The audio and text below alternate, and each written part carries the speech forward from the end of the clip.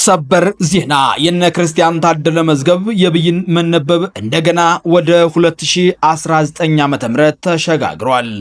ብይኑ እንዳይነበብ የተደረገው ደግሞ ከሰሞኑ በተለይም በጎጃም አካባቢ መንግስት ከፋኖ ኃይሎች ጋር እያደረገ ያለው ጠንከር ያለው ውጊያና በአዲስ አበባ እየተደረገ ያለው ምክክር የነ ክርስቲያን ታደለን ብይን እንዳይነበብ ሁነኛ ምክንያት መሆናቸውን ከምንጮቻችን ያረጋገጥን ቢሆንም የፍርድ ቤት ዳኞች ግን ሰበብ ያደረጉትኝ ዮሐንስ ቦያለውን ነበር። እንቀጥላለን።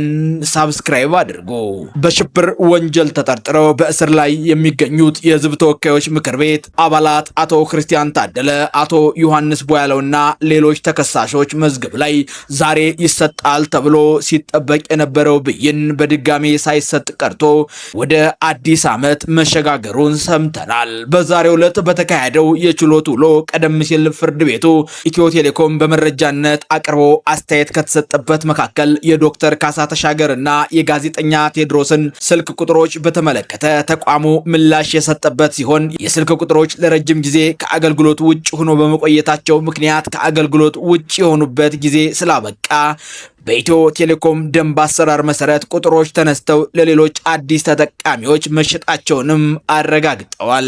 ተከሳሾች በችሎቱ ላይ በሰጡት አስተያየት ያለምንም ውሳኔ ላለፉት 3 ዓመታት በእስር ላይ መቆየታቸው ተገቢ አለመሆኑን ገልጸዋል። በተለያዩ ጥቃቅን ምክንያቶች ፍትህ እየተጓተተብን ነው። ችሎቱ ብይኑን ቀድሞ የሚያውቀው ከሆነ በተራዘመ ቀጠሮ ፍትህ ከመዘግየት ይልቅ ባጭር ቀን ቀጥሮ ብይን ለምን አያነብም ሲሉ ተከሳሾች አቤቱታቸውን አቅርበዋል። በችሎቱ ዳኞች ለቀረበው አቤቱታ በሰጡት ምላሽም ፍርድ ቤቱ ብይኑን ቀድሞ ያዘጋጀው ቢሆንም በሕግ አሰራር መሰረት ተከሳሽ ማረሚያ ቤት ያለ ባልተገኘበት ሁኔታ ውሳኔ ማንበብ አይቻልም የሚል ምላሽ ሰጥተውበታል። ውሳኔ መነበብ የሚቻለው ተከሳሹ ፍርድ ቤት አልመጣም ብሎ በእንቢተኝነት የቀረ እንደሆነ ብቻ ሲረጋገጥ ነው። ውሳኔ የማይነበበው ተከሳሹ ፍርድ ቤት አልመጣም ብሎ በእንቢተኝነት የቀረ እንደሆነ ብቻ መሆኑን የጠቀሰው ችሎቱ አንደኛው ተከሳሽ የተከበሩ አቶ ዮሐንስ ቦያለው በህመም ምክንያት በመቅረታቸው ብይኑን ማንበብ እንደማይቻል ገልጸዋል።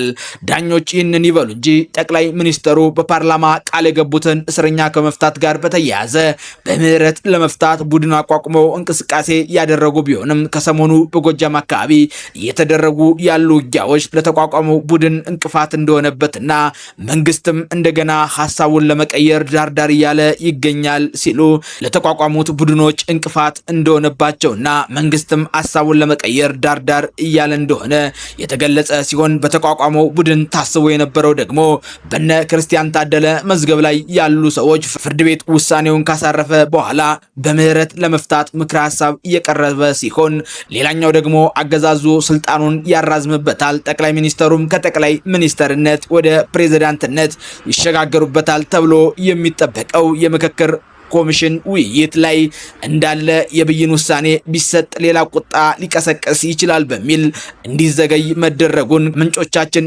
ማረጋገጥ ችለናል። ከዚህ ጉዳይ ጋር በተያያዘ በምክክሩ ላይ ከእስረኛ ጋር በተያያዘ ኮሚሽነሮች ለሚነሳላቸው ጠንከር ያለ ጥያቄ መፍትሄ እንዲመጣ እየሰራን ነው። የተጀመሩ ስራዎች አሉ። ከምክክሩ በኋላ ይፈታሉ የሚል መደለያ ቃላት እየተጠቀሙ እንደሆነም ከውይይቱ ተሳታፊዎች ማድመጥ ችለናል። ዳኞች ግን ብይኑን ለማንበብ ታማሚው ተከሳሽ ተሽሏቸው በችሎቱ ሲገኙ ብቻ የሚነበብ መሆኑን ገልጸው ተከሳሾች መከላከያ ማስረጃ ያቅርቡ ወይስ በነፃ ይሰናበቱ በሚለው ነጥብ ላይ ብይን ለመስጠት ለጥቅምት 6 ቀን 2019 ዓ.ም ተለዋጭ ቀጠሮ ሰጥተዋል። ዳኞች ይህንን ይበሉ እንጂ ብይኑን ሰጥተውበት ተጽፎ የተዘጋጀ ከሆነ ለማንበብ ብቻ እስከ ሐምሌ 30 እንኳን ቀሪ 13 ቀናቶች አሉ። በዚህ መካከል ባሉ ቀናቶች ቀነ ቀጠሮ ሰጥተው ብይኑን ማንበብ የሚችሉበት ጊዜ ቢኖርም ከአቶ ዮሐንስ ቦያለው ካለመምጣት ጋር አያይዘው በአዲስ ዓመት ብይኑን ለማንበብ አሸጋግረውታል። ይህ በእንዲህ እንዳለ ከነሐሴ 1 ቀን እስከ መስከረም 30 የእረፍት ጊዜ በመሆኑ ፍርድ ቤቶች ከፊል ዝግ ሆነው እንደሚቆዩም ይታወቃል። ቻናሉ ኢትዮ ማለዳ ነበር። መልካሙን ሁሉ ተመኘንላችሁ። ለዛሬው በዚህ ቆየን።